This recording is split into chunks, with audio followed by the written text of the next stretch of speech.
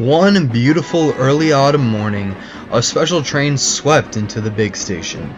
It was pulled by a very smart-looking engine who soon took the people up to the sheds.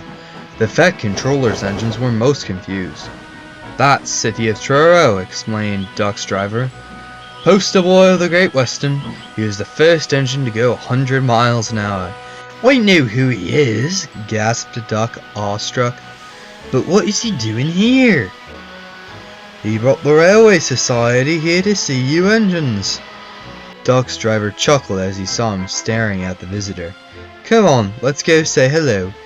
"Oh, he's too famous to even want to talk to me." "Rubbish," smiled his driver.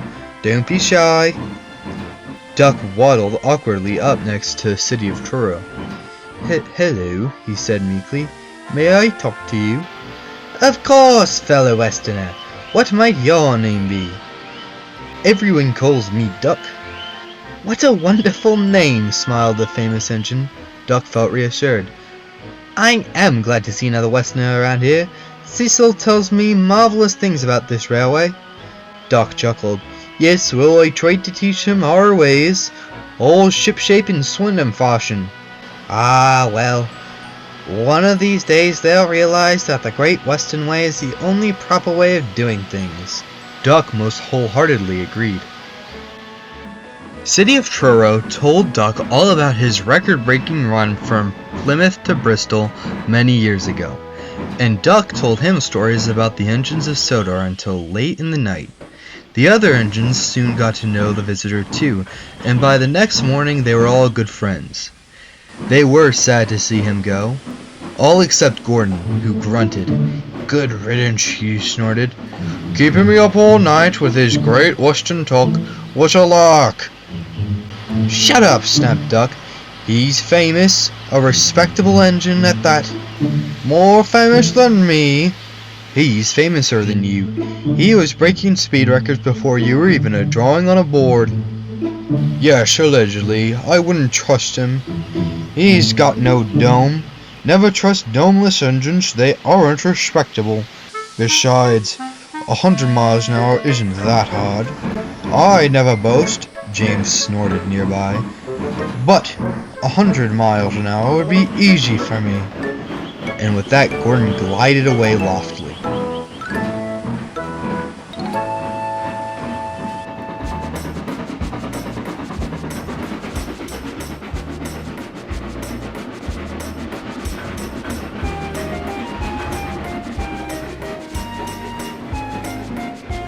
Later, Duck took some trucks to Edward Station. The blue engine sat there waiting. "Morning, Duck. City of Truro came through here this morning. He whistled to me. Wasn't he kind?" "He's the finest engine ever built," sighed Duck. "I just wish Gordon agreed." And he told Edward about what Gordon said. Edward laughed. "Oh, don't take any notice to him. He's just jealous. See, here he comes now." Gordon rushed through the station on his way to the other end of the line. Duck chuckled. "Did you hear him straining?" "Yes," laughed Edward. "I bet he's trying to go 100 miles an hour, just like Truro." "Well, something's bound to fall off before that. I did hear a rattle." The two engines said no more. They only winked. Gordon was working harder than ever as he snorted up the hill. He was trying to beat the City of Truro's record. "He did it, I'll do it. He did it, I'll do it," he said over and over again. The driver and fireman were worried. "Steady, Gordon. We aren't running a race," called the driver. "We are, then," Gordon muttered. "You're going to damage yourself like this," voiced the fireman. "Rubbish. We'll make it. We'll make it." Gordon did feel a little strange. A wind met them at the viaduct down the line. It curled all around Gordon as he rocketed across. It tugged lovingly at his boiler, and then... "Whoosh!" cried Gordon in alarm. "There's a hole in my boiler." "That's it, we're stopping," his driver said sternly. Gordon crawled into the electric station, where Abby sat calmly at the platform. My, Gordon, you do look funny. Whatever do you mean? You've got no dome. Gordon looked back and was shocked. The hole he had felt in his boiler was a lack of a dome. It had blown off on the bridge and was long gone now. His crew checked him all over and determined it was safe enough to keep going. Gordon felt most abashed.